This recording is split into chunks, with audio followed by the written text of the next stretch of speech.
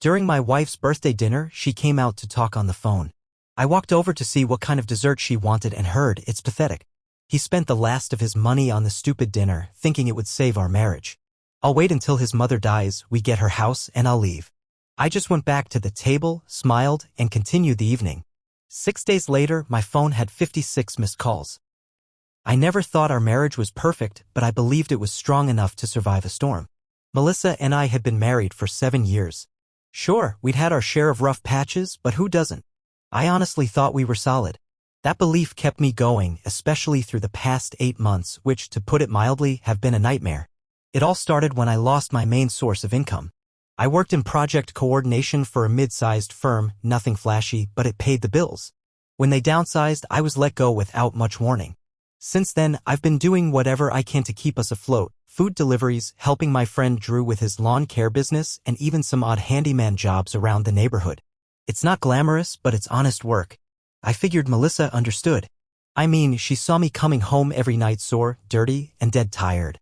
But money was tight. Tighter than ever. We were barely keeping up with rent, and any kind of extra spending became a luxury we couldn't afford. Still, I tried to keep my head up. What other choice did I have? Melissa had been dropping hints about this fancy restaurant downtown, some high-end place where the portions are microscopic, the waiters dress better than you do, and the bill makes you question every decision in your life. She'd been mentioning it for months, usually with a wistful smile, and I could tell she really wanted to go. So I made a plan. For the past couple of months, I started scraping together what little I could. I skipped lunches. Sold some of my stuff online, my Xbox, my old fishing gear, even a signed jersey I'd held onto since college. It stung, but I didn't care. I just wanted to see Melissa smile again. Eventually, I managed to save up around $600. It was money we definitely couldn't afford to spend. But I told myself, what's a birthday if not special? Maybe she needed a reminder that I still saw her, that I still wanted to make her feel cherished, even when life was throwing bricks at us. To make things harder, my mom, Louise, had been dealing with some serious health issues. She's 68 and lives alone since my dad passed away 3 years ago. I try to help her when I can: grocery runs, picking up medication, checking in after doctor visits, but it's been tough balancing everything. Melissa and my mom have never had the easiest relationship. Complicated would be a diplomatic way to put it. But I thought we were all adults. I figured they could coexist peacefully enough. That's probably the kind of naive thinking that gets you blindsided. The night of Melissa's birthday, everything started perfectly. I told her to dress up, we had dinner reservations. She looked genuinely surprised, touched even. She came out in a black dress I hadn't seen in years, her hair curled, makeup done just right. For a second, it felt like the old days again. She looked stunning. The restaurant was just as pretentious as I imagined. Dim lighting. A wine list thicker than a Bible. Waiters who judged you for mispronouncing anything. And those ridiculous plates with bite-sized portions arranged like art projects. But Melissa was glowing. And for that brief window of time, I thought maybe, just maybe, I'd done something right. Until her phone buzzed. She glanced at it, frowned, and said, "Sorry, work stuff. I have to take this. I won't be long." She stood and walked toward the bathrooms. I thought nothing of it. We all get those urgent calls now and then. But after 5 minutes passed, I noticed the waiter hovering, waiting to bring the next course. I figured I'd go see if she wanted the chocolate dessert or the fruit option. It wasn't anything major, just a small, thoughtful gesture. As I walked past the bathrooms, I heard her voice, coming from a little alcove near the coat check. She was speaking in a hushed, tense tone, the kind people use when they don't want to be overheard. My first instinct was to call out to her. But then I caught a few words. And everything inside me froze. Pathetic. Blew the last of our money on this stupid dinner, thinks this will fix things. I stopped mid-step. Once his mom dies, we'll have the house. Then I'm done. It felt like someone had punched me square in the chest. I couldn't move. Couldn't breathe. She was talking to someone. Later I'd find out it was a coworker named Nick. But in that moment, it didn't matter. All I heard was my wife mocking me. Laughing about how I'd scraped together everything we had for a dinner she didn't even want. Planning to leave me as soon as my mother died so she could cash in on the house. I didn't confront her. I don't know why. Maybe shock. Maybe survival instinct. Or maybe some sick part of me needed to know how deep the rabbit hole went. I quietly turned around and went back to the table. 2 minutes later, she returned, all smiles. "Sorry about that," she said, sitting down. "One of the interns had a meltdown. I had to walk her through a fix." I nodded. Smiled. Said nothing. Inside, I was burning. The waiter came by to ask about dessert. I ordered both options. Melissa looked surprised. Babe, we really shouldn't. It's a special night, I said, forcing a smile. Live a little. All I could think about was how she was literally plotting around my mother's death, planning her exit strategy like I was just a temporary inconvenience. The rest of the dinner felt surreal. I complimented her dress, asked about work, laughed at her stories. Meanwhile, her voice played on a loop in my head. He's pathetic. We'll get the house. Then I'm done. Shock slowly gave way to something else, something colder. Anger.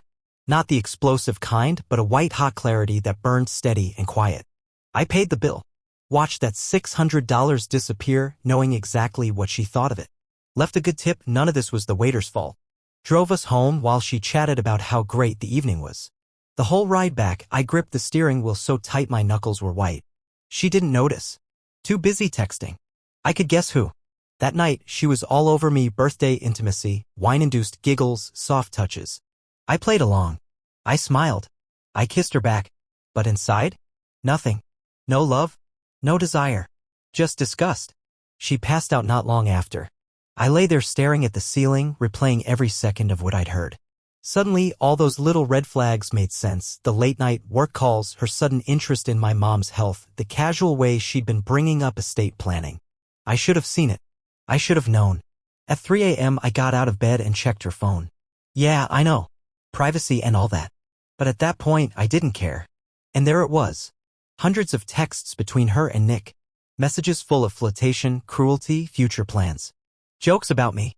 About how clueless I was. Talk about what they'd do once my mom was gone. Real estate listings. Travel plans. Even a damn timeline. I took screenshots. Sent them to myself. Put the phone back like nothing happened. She never stirred. Probably too exhausted from all the betrayal. In the morning, I made her coffee. Kissed her goodbye as she left for work. Told her I loved her. All while building a plan. Because this wasn't going to end with me crying in the shower or screaming in the kitchen while she played the victim. No. This would be calculated. Cold. And I'd make sure she felt every inch of the pain she'd caused. The next morning, I stood at the kitchen counter, stirring Melissa's coffee like I always did. 2 sugars, splash of almond milk, just how she liked it. She came downstairs yawning, wrapped in her robe, and gave me a kiss on the cheek. You're sweet, she said, grabbing the mug. You're gonna make some girl very lucky someday. I almost laughed. Almost. Instead, I gave her a smile that I practiced in the mirror just 10 minutes earlier. Only if she's lucky enough to want me, I replied, playing my role to perfection. She chuckled, kissed me again, and headed out the door, her heels clicking with the same confidence I used to find endearing. The moment the door shut, I exhaled, shaky, long. My hands were still trembling, not from fear, not anymore, from restraint, because now I knew everything. I sat on the couch, phone in hand, and scrolled through the screenshots I took the night before. Her messages with Nick didn't just confirm the affair. They laid out an entire strategy. Step-by-step plans. Timelines. Conversations about my mom's health. About when would be the right time to start encouraging her to simplify things. A message that said, and I quote, "He'll never see it coming. He's too busy trying to play hero." That line stuck with me. Too busy trying to play hero. I felt sick. So I called out of the gig I had lined up for the morning. Told them I had a family emergency. It wasn't a lie, just not the kind they expected. My first stop was my mom's house. As I drove over, I rehearsed what I'd say. How do you tell your elderly, sick mother that her daughter-in-law is waiting for her to die so she can sell her home? That the woman she welcomed into our family had spent months trying to manipulate her? There's no good way to say it. Mom was having one of her better mornings. I could tell the moment she opened the door. She was already in the kitchen, trying to make banana bread even though she could barely hold the spoon. Her hands were shaking, but her spirit, still strong. I took the spoon from her. Sit. I'll finish this. You supervise. She smirked, lowering herself into the kitchen chair. You're going to ruin it. Highly likely, I said. But at least you won't drop a bowl on your foot. As I stirred, I felt the weight in my chest grow heavier. I didn't know how to ease into it, so I just told her. Everything. The dinner. The call. The alcove. The words. Pathetic. Waiting for you to die. The house. The texts. Nick. Their timeline. I expected tears. Shock. Maybe even anger. But she just sat there quietly for a while, holding her mug with both hands, staring into it like it might show her the past year. Then she nodded. Slowly. I was wondering when you'd catch up, she said softly. I blinked. Wait, you knew. Not everything, she said. But, yeah, something. She leaned back and explained. Melissa had been coming over regularly for the past few months. At first, it seemed sweet, bringing soup, asking about medications, offering to run errands. But the conversations had a strange edge. She always circled back to finances, asking what accounts Mom had, if things were organized, if she needed help simplifying. Apparently, Melissa had even suggested, casually of course, that she add her name to some of Mom's accounts just in case anything happened. Because, after all, Melissa worked in finance and understood the stuff better than I did. Mom had been unsettled, but didn't want to interfere in our marriage. She assumed Melissa meant well. Until last month, when the questions got pushier. When Melissa brought up relieving burdens by transferring the title of the house. That was when Mom knew something was wrong. Hearing all of this only made my blood boil hotter. Melissa hadn't just been scheming behind my back. She was actively manipulating a vulnerable woman for her own gain. My mother, a woman dealing with tremors, medications, and grief from losing her husband of 40 years. I couldn't even speak. I just paced the kitchen like a caged animal. Mom finally said, I didn't want to tell you. You were under so much stress already. I thought I could handle it. I should have seen it sooner, I muttered. She stood up, slowly, and hugged me. You see it now. That's what matters. We sat down and made a plan. First, I called her neighbor Lane. Retired, steady, always hovering like he's waiting for a green light to officially become more than just a friend. I asked if he could come sit with her for the day.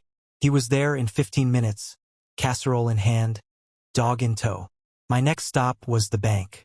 I needed to see what Melissa had been up to, and what I found was worse than I expected. While I'd been draining myself to save for her birthday, she'd been moving money into a separate savings account. I had no idea it even existed. Opened 6 months ago. The balance? $8,417. And growing. I nearly laughed.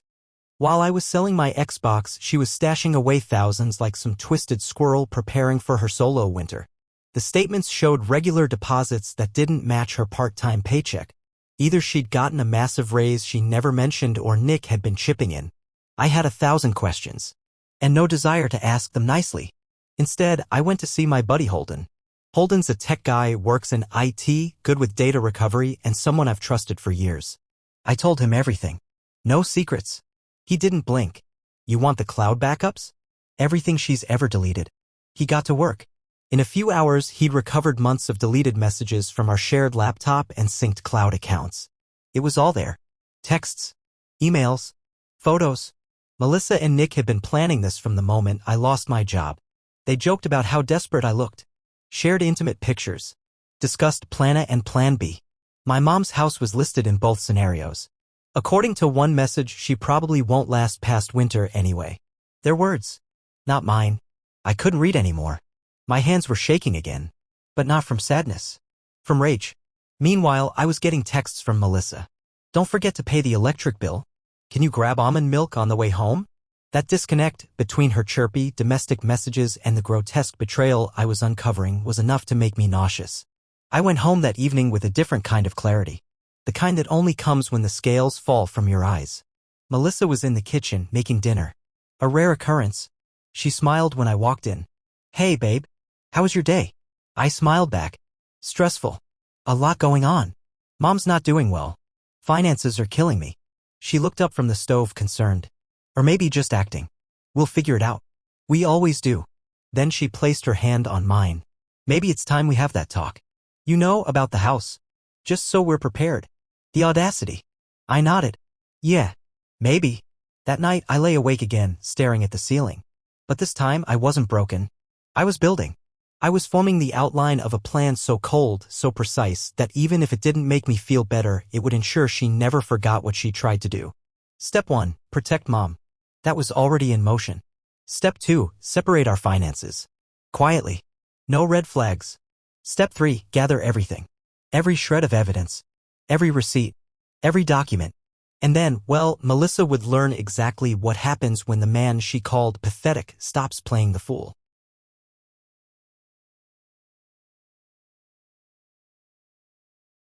For the next few days, I played my part like it was my only job. I was the tired, overworked husband. Quiet, distracted, forgetful. I muttered about bills, sighed a lot, even accidentally left unopened final notice envelopes on the counter for her to see. I needed her to believe I was still that same guy she pitied, the one she thought she could manipulate without consequences. And she bought it. Completely. She'd pat my shoulder, tell me everything will be fine, and throw in lines like, maybe we should start talking more seriously about long-term planning, with your mom's situation and all. It was always delivered casually, like she was just being responsible. But now I could hear every underlying intention, every careful suggestion for what it really was, calculated, manipulative poison. I responded with nods, forced smiles, and the occasional, "You're probably right." Meanwhile, I was gathering documents, creating backups, compiling screenshots into labeled folders. I gave each one a title: infidelity, financial theft, manipulation, conspiracy. Some part of me found satisfaction in the organization, like I was preparing a legal weapon, and in a way I kept visiting my mom's lawyer, a woman named Carla who specialized in elder care law. She'd been recommended by Lane, the neighbor who was still dropping off casseroles, an awkward charm like clockwork. Carla helped us set up a living trust, which meant that even if something happened to Mom, the house would no longer be part of the probate estate. It was secure, untouchable. Melissa's little inheritance fantasy, dead on arrival.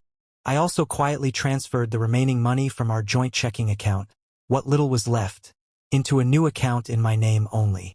I left just enough to avoid suspicion. Melissa never noticed. One night over dinner, I told her I'd started donating some old clothes and books to charity, just to make space. In reality, I was moving my essentials piece by piece to a small studio apartment across town. It was dingy, and the carpet looked like it had lived 3 different lives, but it was mine. More importantly, it was Melissa-free. Every night, I'd lie next to her in silence, pretending to sleep. Some nights she'd roll over and cuddle into me, and I'd let her, feeling nothing but the weight of a stranger pressed against me. A woman who once promised to grow old by my side, now actively plotting my mother's death behind my back. I knew I couldn't hold the act forever, so I decided to test her.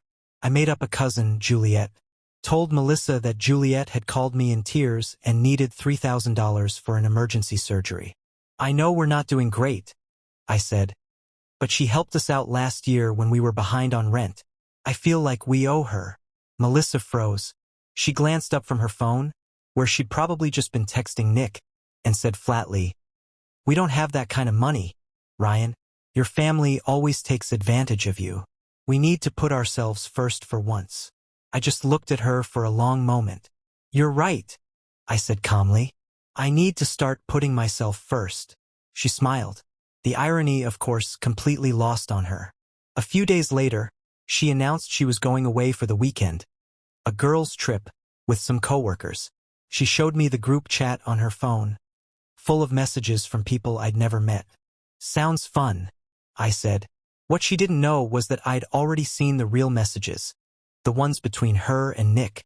They'd booked a cabin upstate, just the 2 of them. Same dates, same location. The girls' trip was a cover. That was my opening. While she packed for her little romantic getaway, I set everything in motion. I emailed my attorney. I printed out evidence. I double-checked all the locks at my new apartment. I cleared the rest of my personal items from the house and stuffed them into my car. She didn't even notice, didn't ask what was in the boxes. That Friday morning, she kissed me goodbye at the door. I'll call you tonight, she said sweetly. I'll be here, I lied. The moment her car disappeared from view, I got to work. First, I called Holden, my tech friend. He came over, helped me move out the rest of my things, and even made a few backup drives with all the files I'd collected. As we loaded up boxes, Holden casually mentioned something that stopped me cold. You know what's funny? He said. I think I know Nick's wife, Lindsay. I'm pretty sure she works with my sister. Wait, Nick is married? I asked, stunned. Yeah, Holden shrugged. Separated, I think. But still legally married last I heard. Unreal. Melissa's grand future with her knight in shining armor? Built on another lie. I asked Holden if he could reach out to Lindsay. He did, and within 2 hours she called me. Talking to her was like seeing the same disaster unfold through someone else's window. She wasn't shocked Nick was cheating, that part she'd suspected for a while. But hearing what he and Melissa were planning? About my mom's house? That lit a fire in her. We decided to coordinate. If Melissa was going to have the worst weekend of her life, we might as well time it perfectly. Saturday morning, I visited my mom. Lane was there, as usual, making breakfast. Mom looked better than she had in weeks. She said sleeping better had helped. Amazing what happens when you remove toxicity from your life. We had one last meeting with Carla the lawyer, finalizing the transfer of all Mom's assets into the irrevocable trust. Every I dotted, every T crossed. Melissa would never touch a penny of it. Meanwhile, I was preparing my final package. I wrote a detailed letter. No rants, no accusations, just a clear, chronological summary of everything Melissa had done. Every lie. Every message. Every financial move. I included screenshots, bank records, and a USB drive with the full archive. I placed everything in a manila envelope along with a printed copy of the divorce papers and a small bonus, a glitter bomb. Petty? Maybe. But satisfying. Sunday morning at exactly 10 a.m. a courier delivered the envelope to the cabin address. At 11:05 I got a text from Lindsay. I'm here. Perfect. I turned off my phone and didn't look at it again until 2 p.m. When I turned it back on, my screen lit up like the 4th of July. 13 missed calls. 27 texts. For voicemails. The messages told the whole story. 10:13 a.m. What is this? 10:42 a.m. You can't be serious. 11:07 a.m. Lindsay is here. WTF did you do? 11:33 a.m. Nick is making me leave. Please call me. 12:15 p.m. My car won't start. I'm stranded. 1:06 p.m. They're firing me. Did you call my work? 1:37 p.m. My parents won't answer. What did you say to them? 2:01 p.m. I have nowhere to go. Please, Ryan. I didn't reply. Not yet. At 3 p.m. I finally called her back. She answered on the first ring, crying. Ryan, please? I know everything, I said calmly. No, you don't. It's not what you think. He lied to me. I've seen the texts, the emails, the bank account, the photos. I've heard the recordings. Don't insult me. She tried bargaining, blaming, pleading. Then finally silence. I told her the apartment was no longer hers. The lease was being transferred. Utilities would be shut off by the end of the week. Her secret savings account? I'd legally transferred half. Community property laws are beautiful and used it to pay down our joint credit card debt. Her voice cracked when she asked, what about the house? Your mom's house. I smiled to myself. Sold, I said. Proceeds are going into a trust. She's moving in with someone who actually gives a damn about her. You'll never see a cent. That's not fair, she screamed. No. What's not fair is scheming to profit off someone's death while pretending to love their son. I ended the call. Blocked her number. Then I went to have dinner with my mom and Lane.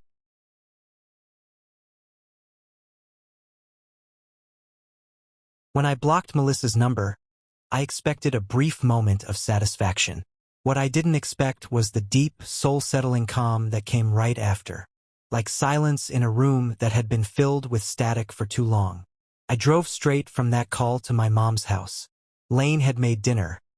Baked chicken and vegetables, nothing fancy, but it felt like a feast after the emotional famine I'd been living in. My mom looked more relaxed than she had in months.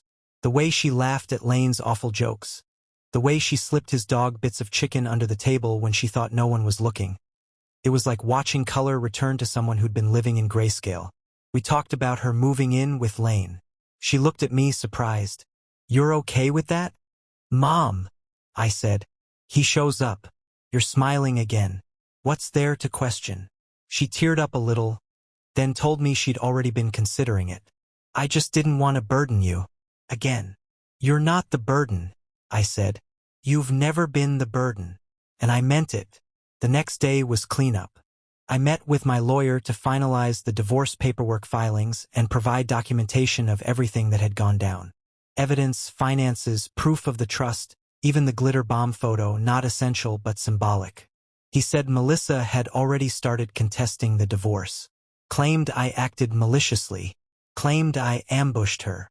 He told me not to worry. She's got no case, he said. You've got evidence. She has a cabin selfie with a married man and a wrecked reputation. It still felt surreal how quickly things had flipped. Melissa, who once gloated about being in control of everything, was now scrambling, texting mutual friends for sympathy and trying to rewrite the story. But I was ahead of her. Before she could spin it into some sob story, I sent out what Holden jokingly called the nuclear email. It wasn't vindictive, just honest. A timeline of events with attached evidence. No angry rants, no name-calling. Just the truth. I sent it to our close friends, her family, her boss, since the affair had taken place with a coworker on company time using company devices, and yes, to Nick's wife, Lindsay, too. She deserved to know the full extent of what her husband had been doing. The response was swift. Some people called me. Others texted simple lines like, "Damn, I'm so sorry," or "I had no idea." A few unfollowed Melissa on everything. Her parents didn't reach out to me directly, but I heard through a mutual friend that they were furious. Not at me, at her. They had offered her a place to stay only if she agreed to go to therapy and cut off contact with Nick. She refused. I guess the fantasy of starting a new life with him didn't go the way she planned. Nick, from what I've heard, ghosted her after that weekend. Apparently Lindsay told him if he didn't cut ties, she'd go nuclear too. Divorce, custody battle, public disclosure at work. He backed off. Fast. Melissa tried texting me from a different number a week later. I didn't respond. Just blocked it. She sent an email. A long one. Rambling. Half apology, half justification. She said she was confused. That she felt lost. That she never meant for things to go this far. She mentioned how hard it had been for her, being with someone who couldn't provide stability anymore. She ended with, "I just want to talk. Even if you don't forgive me, I need closure." Closure. I read the email 3 times. Then I archived it and never looked at it again. There's something quietly powerful about not giving someone the ending they want. Some people burn down your life and then expect a soft landing. Melissa was one of those people. I didn't owe her that. Meanwhile, my life was changing, not in flashy ways, but in the quiet, grounding kind of way that actually matters. I kept the studio apartment. It was tiny, sure, but it felt like freedom. The first night I slept there, I actually slept.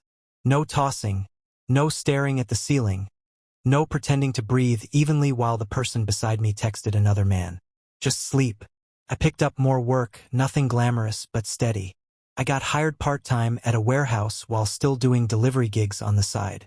It wasn't career-defining, but it paid the bills, and more importantly, it gave me back a sense of control. I even started going to therapy, something I hadn't done before.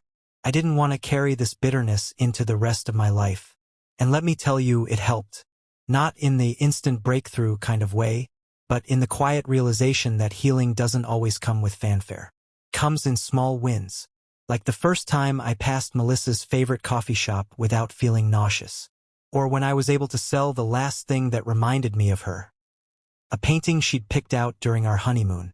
Or when I bumped into one of her coworkers at a gas station and instead of shrinking from the encounter, I just nodded and said, "Hope you're doing well," and meant it. But the most surprising development? Lindsay, Nick's wife, and I kept in touch. It started with follow-up emails, sharing updates about the fallout, comparing stories. Eventually, we agreed to meet for coffee purely as a form of mutual support. 2 people trying to make sense of the shrapnel their lives had become. And it was easy. Not romantic. Not at first. Just real. No pretense. No acting. She understood the quiet kind of pain, the hyper-awareness that someone you trusted once dissected your life behind your back. We met again. And again. There was no rush. No pressure. Just two people breathing again. One evening, after our third coffee, she said, "You ever think maybe we were the lucky ones?" I raised an eyebrow. Lucky? She nodded. They showed us who they really were. Before we got stuck forever. I didn't answer right away. But she was right. The pain still flares up now and then. The betrayal didn't just evaporate with a glitter bomb and a legal filing. But every day, it hurt a little less. Now, when I think of Melissa, I don't feel rage. I feel distance. A kind of disconnection that comes not from apathy but from acceptance. She made her choices. And I made mine. As for Mom, she sold the house. The money from the sale went directly into her trust. She's now living in Lane's single-story home, planting a garden and pretending not to like his dumb jokes, even though I catch her smiling every time he makes one. The other day she told me I thought I'd be alone in my final years. But you know what? Turns out the end of one life made room for another. I think she was talking about Lane. But maybe a little bit about both of us. And me? I'm still figuring it all out. Still building. Still healing. But one thing I know for certain, I am not the pathetic man Melissa painted me to be in those texts. I'm not a placeholder. I'm not someone waiting to be discarded once my mother dies. I'm a son. A friend.